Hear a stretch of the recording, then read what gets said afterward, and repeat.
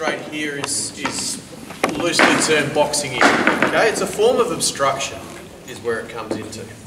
I'm going to explain the basics of it, and Lauren's going to talk about current interpretations. So basically you think about this is the board, okay, I've got the baseline there, I can't flick it, I can't hit it, I can't throw an overhead. If I smash Lauren in the hand, I'm getting sent off. I have no options, okay. It's not legal for these three defenders to leave me with no options to pass whatsoever, okay. That's the obstruction. Now, I can see a few of you over there going, hang on. Hang on. There's a great one. You know, it's pass it there. No, she's going to trap that as soon as she looks at it. Okay. So there needs to be a clear and obvious exit point. Okay. Now the option where that exit point is still relies on these guys. Okay. Now they're defending those goals. Okay. I'm telling you this scenario. You're having a shot at those goals. These guys are defending these goals. So it's unlikely. Although there are scenarios where if you guys rotate around, you can channel them across the face of goals. As a coach, I would recommend not doing that if you want to continue playing. So, come back around here. So now, there is playing distance. Does everyone understand what I mean by playing distance? Yep, it's different to 3 metres. It means whether or not you can touch the ball. Okay, that's a good example of playing distance. So there is a playing distance gap for this player to go out. Now whether or not he wants to, I don't care. That is the option. No, I don't care. As the umpire, I don't care. If you have an option, get it out. Yeah. Take your option, bugger off. Now if there was another defender in here, okay, still boxed in, still got a problem. But at the moment, yeah. So, go back to here, give him the option. He doesn't take that option. He stands there and goes, this is crap. Normally he would be like this, protecting the ball so he doesn't get tackled. If he doesn't make use of the ball, the infringement's against him, it will be a 16-yard hit. Does everyone understand that? So you can't just stand there, because he hasn't taken his option. He just stand there. A couple of things from an umpiring perspective I'd like to point out. Let's just jump back effectively. So, I am the umpire at this end. I would normally be, just stand right back. I would normally be here. Other umpires over there. Yep. I've seen this start to occur. I come down. As I'm coming down, play it, play it, play it, play it, play it. Okay? Keep instructing the player on what you want them to do. Okay? Play it, play it. Now by the time I get to the top of the deep, he hasn't played it. Look at that. They haven't boxed him in at all. Alternatively, Anna, do you want to scoot back around there? Again, remember this is part of my zone of control. Ignore the yellow line of the deep, we're down right before. This is part of my zone of control. Again, let him out, let him out, let him out, let him out, let him out, let him out, let him out. For me personally, I know I've got a very loud, deep voice, and yeah, she's completely in tune to that. I know she's heard me, okay? They'll pretend they didn't. Right. Free hit this way, or penalty corner, depending on what they okay?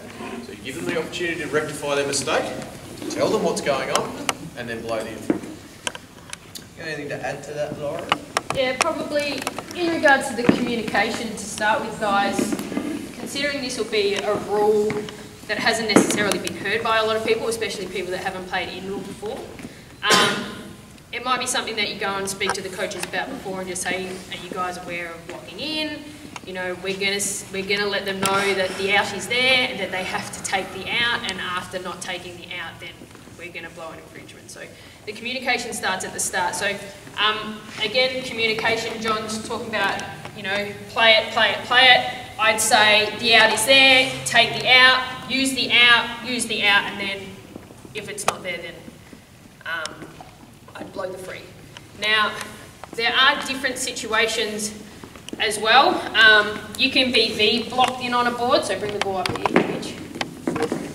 So this is where just we're two players, so jump in there, Mitchy. Right. In here, okay, just because he can walk backwards and probably kick Spud's stick out the way, there's still no out. It is the exact same situation. So the umpire would say, you need to give him an out, and then if Mitch was to swing around and back off a little bit, other way, right, then you would say the out's there. Now, if Mitch decides to then, as Mitch, if Spud then decides, as Mitch starts to take the out, to block him back in again, that's against Mitch, okay, because the out was there and he's blocked that out, okay? So it would be the ball carrier's free if the tackler then goes and closes that gate, okay? Yeah. When's it okay to tackle him? Once the out has been taken. So once the gate's big enough, so if, come in here, so if Mitch continues to go and Spud stays square with him and still moves, that situation, if I'm still here, is now a one-on-one. Okay, so if I was to go with, again, as an umpire, I'd probably say that's not enough of an out. But if he's giving him the out that way, how far can he travel before he's allowed to tackle him this way? So he can, if it's a one-on-one, there can't possibly As soon as he has more than one option, like if that's his only way out and he tackles him, it's obviously against him, but as soon as he could then go this way as well, or then he can engage in a tackle. Yeah. Now, I just really want to emphasise one more thing. Can you guys jump back into your blocking spots? You'll go through it in a minute. What do you reckon there is a big potential to happen here? If you haven't communicated your intentions as an umpire and you're not talking about it, so if I'm the umpire and I'm half asleep, don't care, and I'm just standing here, and Mitch just gets sick of this. Yeah. Okay. So, well, that's still an infringement against Mitch, and you probably chuck him off. Again, you look at his intent and the potential for danger. You've got to understand that as an umpire, because you haven't encouraged Anna to move, or somebody to move, you don't tell a specific player, just tell them to give them out. Because you haven't tried to intervene in the situation, you haven't given them good enough instruction, you know, you've got to take some of the responsibility to try and make this game safe, okay? So if you do see this situation, get involved very early, okay? You see them close, no, open it up, give them out, come walking down and blow it, okay? By the same token, if he gets very irritable very quickly and decides to smash one of them, penalise it hard, make an example to the rest of the thing. No, we're not having that again, okay? Do it again, I'm sending you off. Oh, you did it again? Excellent, go and have a seat. So, I really have to encourage, remember, safety is above all else, okay? And if you can see a dangerous situation unfurling, it's your responsibility as an umpire to get in there very early and try and prevent it from happening. It's not yours, you know, you're not responsible for the outcome, but you're responsible for trying to stop it from happening in the first place. Yes? One of the other key things about boxing is that we're not trying to play the ball, so there's still, the same as outdoor, you can still have two people tackling. If Mitch is set there, I can still come in and try to make a clean tackle. The whole point of boxing is that we're not trying to play the ball, so it's not automatically his free if there's two people around, it's that we're not trying to play the ball. Again, it's a really difficult rule to get your head around. Yeah, no, it's an interesting rule and it's quite hard to get your head around until you see it and you're like, oh yeah, that's what it is. So just to clarify again, so if it's a one-on-one with these two, and then you come in and if I come in and I'm actually and you trying just set yourself and not try and get the ball, and but it's still one-on-one on those two, if that box... Like, no. If he's still got room to move and beat him, and he's not set as well. Okay, and then so you've got him into the corner, then he sets himself, and then it's a box. Then you go for it. That's not a box. Yeah, no. So that's what I'm trying to... Don't look at me. This has changed about 3 times. So the whole point, the reason the rule came in the first place is to kill time.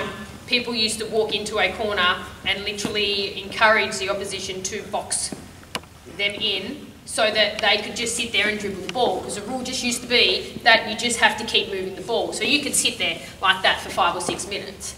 And there was no rule in place that would encourage play at all. So if Mitch had the ball there, I know what you're saying. So you set up flat, Mitch. Spud. Right, so if he's got it and I'm putting it here like this, right, and then he starts to go that way, right, so, and I set like this and then Spud then engages in that tackle, that's okay, that's not blocking him providing he starts engaging in that one-on-one. because I would argue that, well, you've got, this is a one-on-one. I'm not coming in here and sitting here like this. If I was like this, then yeah, I would say no, you're boxing out. So, but it is a difficult one. If someone starts to sit in there, right, and as a player, guys, it might be that you ask the umpire, where's my out? Okay, if I was in that situation and I was like that, I would literally hold control of the ball and say, where's the out? And then they might say, the out's on the boards. Okay, or obviously they don't feel comfortable that there is an out, and that might be just a little reminder to the umpire, yep, you're right, give him an out. Yeah, make it bigger.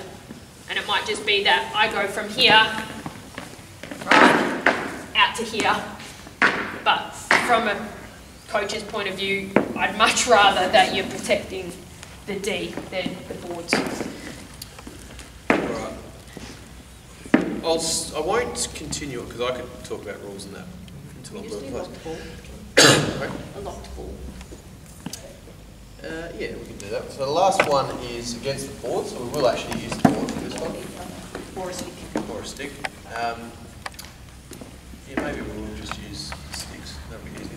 So when the ball's locked in, so we've got it in like that. Lauren, do you want to explain what happens? Alright, so there's a couple of things, okay? If we're both like this, right, and we're both pushing, again, the intent is still to go through a player. Okay, so if Mitch was a little bit weaker, right, and I just forced like this, and I just kept pushing, that's against me. I can't push through somebody. Okay? What might often happen is you both end up trying to pull the ball out of the situation and you end up spinning around. So I'm spinning and Mitch is spinning because we're both trying to get it, right, off each other's stick. If it happens, just blow the whistle and play a bully. Okay? Same thing happens on the board, right? It might be that you both come in, because obviously you can step outside the board, you're sort of jammed in here. If it's both people and it's not going to come out, just blow the whistle and play a bully. Okay? But one thing that you can't do is play the ball into the boards yourself to jam it. Okay, so if I had it here and Mitch was here, I can't come in here like this so he can't tackle me to then come back out. Okay, you cannot jam the ball square on the boards. Okay, it's against the person that put the ball there in the first place. Okay, and with a bully, you would just bring it, you know, plain distance away from the boards. You're both square, okay, with the ball in the middle, and it's just one touch. So you touch the ground, you touch the sticks, okay, and then it's play on. And quite often, it might end up in the same situation. Okay, so for those who will take the bully, I strongly suggest that you try and drag the ball backwards. Okay? Okay? Yeah. All right. Does anyone have any specific rules or questions that they have experienced that they would like to ask? As I said, I could go on about this all night, but I'd like to know if you guys have any questions and we can address those. Can we just mention points of contact as well? Because there's some good points. Yeah, that's a good one. All right, so... Good legs. Yeah, no, that's fine. So, in indoor hockey, you're allowed 3 points of contact. Okay? 2 feet and your glove or your stick. So, everything from the wrist down counts as a stick, 1 point. Okay, so at the moment, Lauren's got 3 points on the ground. She still has 3 points on the ground because your stick counts as 1. She's now just put her knee on the ground. Okay? 4 points of contact. No good. Okay? So you would signal that by telling them 3 points of contact, 4 points of contact, however you want to continue it on. So from there, she's got her hand down, 2 hands down, 4 points of contact. Okay, yeah. Slide tackles, no good under any circumstances unless you're a goalkeeper. Goalkeepers are exempt from the 4 point yes. What about a sliding deflection? Nope. 4 points of contact. If you touch the ball, Just in that area where you do the block. Yep. You have 2 hands on the stick. That's fine. So anything from the wrist down all count as 1. If it's on the stick. Once she takes it so off. Once it's off, it's no longer So part of 2 the hands on the stick, on the ground, so it looks That's like fine. you've got four resting points. Yeah. Yep, but it's 3 points. It's 3 points because it's all part of the stick. Yeah. The stick's 1. So very good point, Lexi. So as you say, sliding deflections. If you dive and you're in midair when you hit it, happy days, celebrate it like you're the greatest goal scorer in the world. If you are sliding, okay, whilst you touch it, it's against you. If you do that and slide into somebody, now we're looking at cards. What is your intent? What is the potential for injury? Your intent was to break the rules by sliding. Potential for injury, you could break someone's leg. Away we go. Yes? You can't go straight in from the halfway, like outdoor. Oh yeah, so ball straight into the D, same as outdoor. So inside 25, you've got a free hit. In outdoor, can you hit it straight into the D? No. Who said yes? So, sorry? I thought you said outside the No, sorry, inside the 25, okay? Same deal, basically the 25 is same as the half line. If you've got a free hit inside the half, you cannot hit it straight into the D. So long corners, guys, they're taken from halfway. Okay. Does everyone know how to signal a long corner? Because I know there's plenty of people that will just go like that, and then teams get confused about the fact that they think it's their free as opposed to a long corner. Yep, still the same as And again, verbal communication, if ever you are unsure, just point to the baseline and say it's a long corner. Okay. Sorry, one other. Yes. Goal shooting, rebound off the goal kick. Can you paddle with it? No, if it's in the air. Must go down. So, playing the ball down. Really, now. Yeah, just quickly. So, if there is a bouncy ball, guys, I strongly suggest we even do it at an international level. Now, just let the ball die on its own. Okay, don't attempt to try and play the ball down into the ground because you have to be 100% on it. It can't rebounce or change direction. Okay, so if the ball's bouncing around on an indoor court, it'll die pretty quickly. Just wait for it to die, and you'll see people like from both teams will be backing off, waiting for the ball to die, and then you can go and play it. The only thing that you can do is jam it. Okay, but If you mess that up. if you mess it up, which a lot of people would, right? Okay, it's against you for playing a lifted ball. So, like I said, I very strongly suggest, especially when it's travelling up here, it's a very long way to get it down. Don't bother trying to play the ball, just wait for it to die.